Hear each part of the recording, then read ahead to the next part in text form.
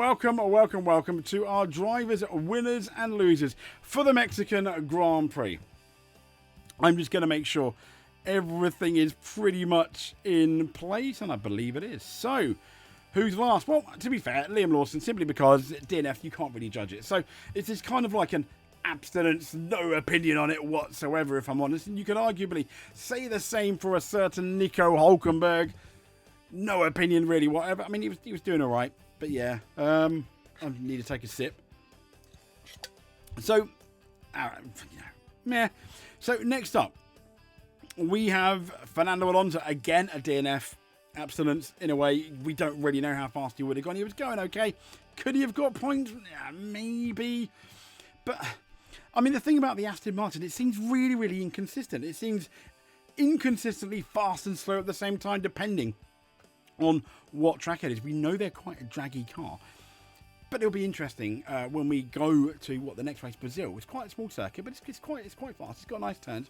I'd like to see what's going to happen there. Next up, we've got Franco Colapinto, who did finish, albeit a lap down, behind his teammate Gasly. Has he done enough to save his career? Maybe. I mean, I know there were rumours about Mick Doohan maybe coming in for the last 3 races. Apparently, that's not going to happen. I think it should. Franco Colapinto has shown us what he's got. Let Doohan have the last 3 races and have a chance. But no. But having said that, when you look at who the senior management at the team, a certain Flavio Briatore, I mean, yeah, he's... I am going to put Sainz here as well, simply because he just didn't...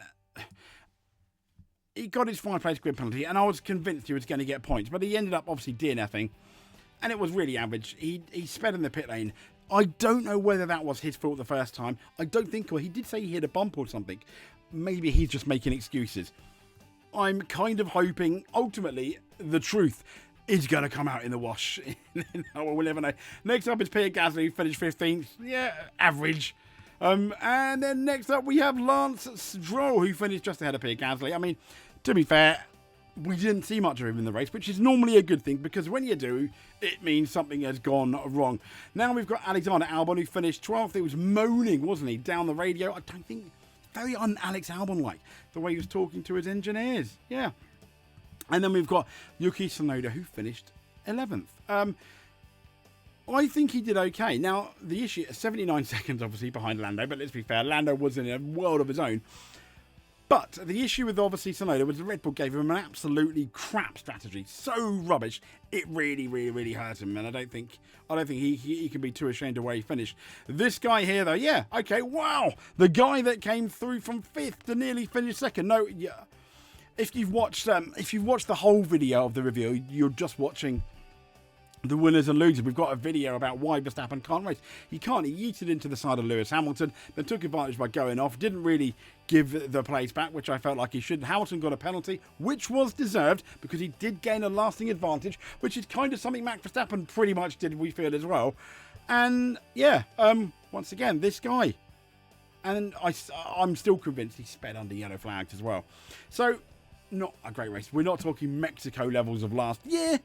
But yeah, Verstappen, I think, as talented as he is, again, showing us he just can't race fair. He just can't race fair. Next up, we've got Bortoletto, who scored a point on a, 10th. What can you say? Well done. Well done to Sauber. George Russell finishing 7th. To be fair, what was nice of him, they swapped places with his teammate. He couldn't, he tried to hold off Oscar Piastri. It didn't happen. Ultimately, Oscar got by. Then he let his teammate back through. So, yeah, well done, George Russell. Isaac Hadjar, 13th. I don't know, to be honest, why Isaac Hadjar this far up. Maybe it's a mistake. Moving on.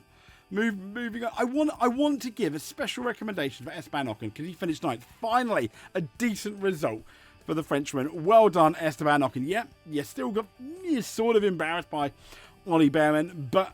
I think the team are going to be celebrating for a long time tonight. Next up, the man who finished 5th from, was it 8th or 7th? I forgot now. But he didn't exactly set the world alight. It was fairly average, if I'm honest. But excuse me, in terms of pain, against Max Verstappen, it was fairly minimal, but he has lost the championship lead. He needs to get his mojo back. Boy, does he need to get his mojo back. Lewis Hamilton got his mojo, in spite of the FIA's penalty trying to make him lose it. Once again, it was a justified penalty. It's just everybody else who didn't get a penalty. It's really frustrating. I'm looking at you, Charles Leclerc and Max Verstappen. So I think, in terms of race pace and stuff, Hamilton very likely, had it not been for naughty boy Max, I think he would have finished third and got that podium. I think. Next up, we've got Kimi Antonelli, who did finish ahead of George Russell. Well done. He qualified him as well. I think, yeah, it was a nice little drive from Kimi Antonelli. I mean, yes, we're not saying driver of the race honours or anything like that, but I think when he looks in the mirror tonight, he can be quite proud of himself. Now, for the podium, we've got Charles Leclerc, the man that finished second. Yeah, he, in spite of yeeting it past Lewis Hamilton, it was a fairly sensible race from Charles Leclerc and soaking up the pressure, I think, from Max Verstappen. I was thinking about demoting him off the podium, but then I think he did a really good job, didn't he? He did a really good job to keep second. Very lucky with that safety car as well. But then you can make an argument that Verstappen shouldn't have been there given that 10-second penalty, but he was. And Leclerc soaked up the pressure. Lucky, though, with that safety car. Now, not the man of the race, but definitely the race winner. Well done, Lando Norris. 30 seconds clear of everyone else. That is scary from McLaren. Yes, even Andrea Stella came out and said it's kind of race specific. We think we got the cooling right, perfect with our car, and Red Bull didn't. They maybe compromised so much, which may be right. We're going to have to look at Brazil. Remember, in the wet, Max Verstappen was very good in Brazil, but in the dry, it was all about Lando Norris and Oscar Piastri, the two McLarens. Let's see. And last but no means least, because he is our driver of the race, he's everyone's driver of the race, Ollie Behrman, soaking all that pressure, fighting with Max Verstappen, showing the aggression, the safe aggression, yeah, as in like fair aggression, hard but fair. I can only hope that at some point Verstappen goes to the Ollie Behrman School of Racing. He did wonderful, didn't he? And obviously, seeing that interview, if you're watching this whole video, where he saw his girlfriend and his dad, it was just absolutely lovely. You deserve the driver of the race. It's a shame you didn't get a podium. Surely it's only a matter of time or years until he does get that podium and maybe that first win, and who knows what else. But I'd like to say, well done, Ollie Behrman. You are our man of the race.